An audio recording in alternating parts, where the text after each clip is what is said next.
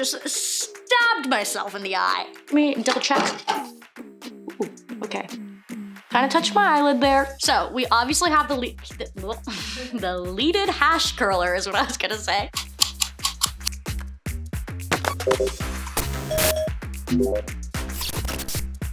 Hi, I'm Jennimai, Mashable's tech reporter, and this is Beauty Hacked, where we dig into the science and tech that makes beauty innovation exciting. Today, the item that we're playing around with, you may have heard of, or a version of it, because I've definitely seen it online.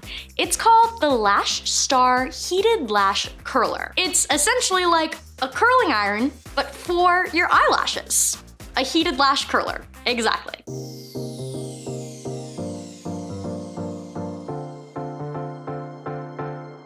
It sounds mildly terrifying, but it gets a little less scary when you think about how curling irons work in the first place. Back in the day, and I mean like way, way back in the day, people used actual metal tongs over an open flame to curl their hair, which obviously we've evolved, and I'm glad we don't do that now. Curling irons work a little differently based on their material, barrel size, and heat settings, but the general scientific process occurring in each of the curling irons is the same. Your actual hair is made up of 3 layers: the cuticle, the outermost layer, the cortex, the middle layer, and the medulla, the innermost layer. For our purposes, the cortex is what matters most. It's made up of a protein called keratin, which is a word you've probably heard of all over hair salons and even local drugstores. I've definitely thought about getting a keratin treatment at my salon. Keratin is what maintains the natural shape of your hair thanks to hydrogen bonds. But those bonds can be modified, either by applying heat or water. When you apply heat to your hair, the bonds are broken, which sounds scary, but you do it all the time. As your hair cools, the bonds form again. Since the keratin molecules are now in different positions as they're reforming, that's why your hair changes shape too. Of course, some heating tools are better than others. A lot of curling irons are ceramic, which is especially good at evenly distributing heat. Others are titanium, which can hold heat settings for an especially long time. The Lash Star specifically relies on a nickel chromium rod.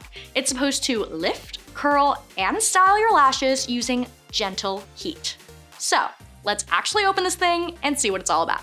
Let's get into it. It's very iPhone box reminiscent if you've ever unboxed a fresh iPhone. Here she is, that's what she looks like. The Lash Star itself, the star of the show. Black and gold, very sleek, very aesthetic. So I'm gonna pull it out here. It's very lightweight, it's like super light. It's almost lighter, dare I say, than like a normal eyelash curler, which we'll get to in a sec. And it looks fancy. It has this cap on it. I'll pull it off.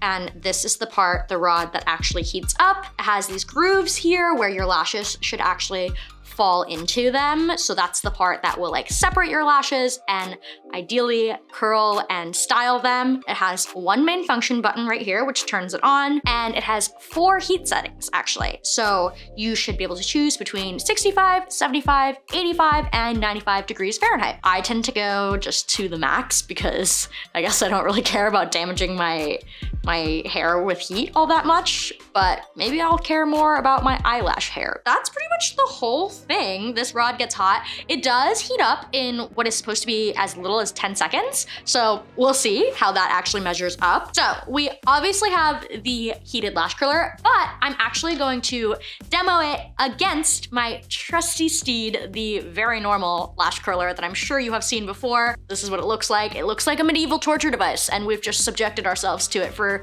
years and years now. So maybe this will be an amazing technological solution to the medieval torture device. We'll see the difference between these two. So I'm gonna be using the heated lash curler first on this side, but I actually have to put mascara on first, which I really don't normally do, but that's what the Lash Star box actually instructs you to do. Put mascara on, and it actually tells you to turn this on first, so while you're putting the mascara on, it can heat up.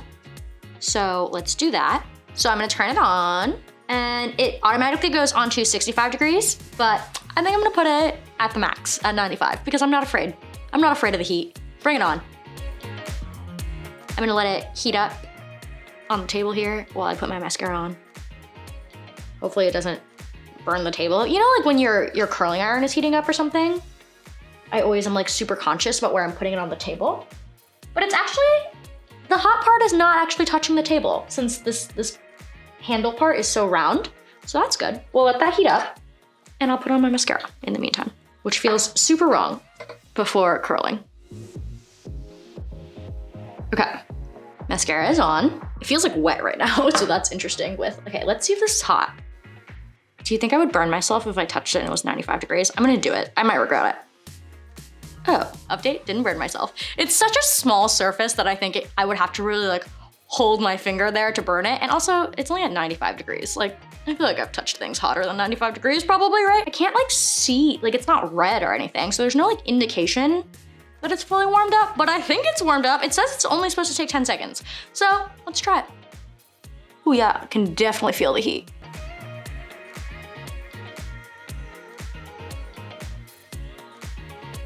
Okay, I think we're good. No mascara, no curling on this eye. And this is mascara first, heated lash curler afterwards. It was really easy to use. Maybe I should have been more afraid of the heat, but I wasn't. Even though I could really, really feel it coming off, like once I got close enough to my eye. I will say that that's probably something that's different, is that like you can't get close to the root of your eyelash because you don't want to burn it off or burn the skin on your actual eyelid, but I think it actually curled. I think the curl does look a little different than a normal lash curler, so we'll show you that. I am gonna put mascara on this eye first as well, since that's what I did with this, and I really not looking forward to that. We don't have to wait for it to heat up. We're gonna try. Normal lash curler, nothing exciting. Over the mascara.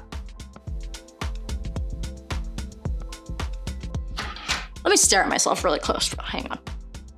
I think I kind of like the heated lash side better. I did put mascara on first on both sides because that's what Lash Star told me to do. And in that specific scenario, I think I like the Lash Star side better.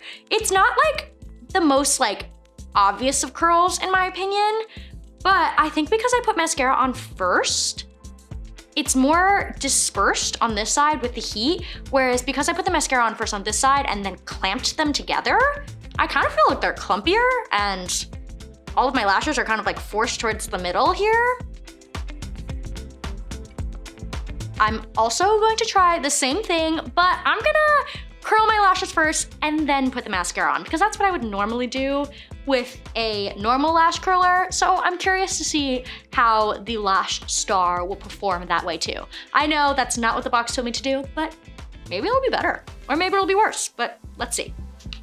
Turning it on, putting it on 95 again. I guess now I have to wait, huh? I guess it's supposed to be 10 seconds, so let's see. I'll count 10 seconds.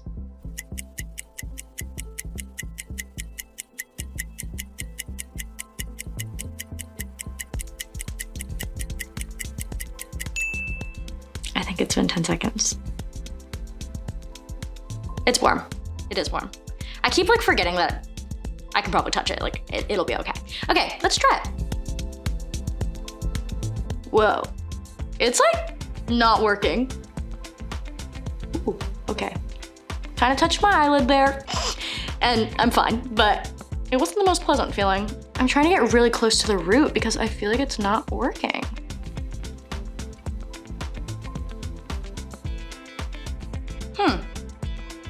I feel like that's the best I'm gonna get out of it. It's not very curled compared to when I did it following the instructions. So this has been an interesting experiment. I'm also gonna put the mascara on, and I don't want the heat to wear off, but let's see what that looks like. They look pretty straight, if I'm being honest.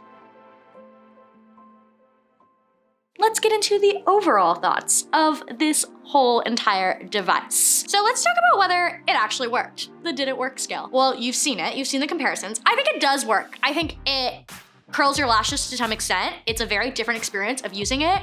And I do think the curl is a little bit different because, like I said, it does clump your lashes together a tiny bit, especially if you use mascara beforehand. And if you don't use mascara beforehand and just go rogue like we tried, it actually doesn't work. So it works with the caveat that you follow it exactly to its instruction. So I'm gonna give it, on the did it work scale, I'm gonna give it a 4 out of 5 because it works, but you have to follow the instructions exactly. Next up, how easy was this thing to actually use? It's a little weird, to be honest. It's obviously very different shaped from a regular lash curler. It's like a thick handle, essentially, and it's a very skinny rod rather than like the clamping device that probably most of us are used to. The craziest part about it was that the rod got hot, and if you're a little more skittish, then maybe that might present more of an obstacle, but it was not hard. You hold the rod to your lashes and you kind of swipe it like you do with mascara. I think it was a pretty natural motion, just very different from what I was used to. So on the simplicity scale, I'm gonna give it a 5 out of 5. It was pretty easy. Let's talk about the price, because you know we care about the cost that we have to pay to use all of these cool gadgets. The Lash Star Heated Lash Curler costs $39. Honestly, I was surprised to find that out. I almost expected it to cost $50, if not maybe a little bit more. Let's compare that though to the cost of a normal lash curler. I got it from a drugstore, so I don't remember exactly how much I spent on it, but I would guess no more than $10. There are some that are a little bit more than that, $14, $20. And if you really buy into lash curlers, there are some out there from bigger brands that get really expensive. I believe they can get up to $50 or more for just the regular curler. So on the cost effectiveness scale, I'm also gonna give it a 4 out of 5. It's more expensive than a normal lash curler that you might get at a drugstore, but it definitely compares to the higher end of normal lash curlers. And finally, the cool factor. How cool did I feel while using this? Honestly, it was pretty hot, not cool. So, I feel like I need like a bad drumming band in here after that joke. I think I'm gonna give it a 3 out of 5 because it's like kind of cool, but it's not the coolest device I've ever used. I like that it's like a totally novel way of curling your lashes, but I don't know. The tech didn't wow me. Like we said, it's actually pretty similar to curling your hair, just curling your eyelash hair. So I think it's a novel way of applying that tech, but the tech itself is not that crazy. For more tech, entertainment, social good, culture, and of course, beauty tech innovation, make sure you subscribe to our channel.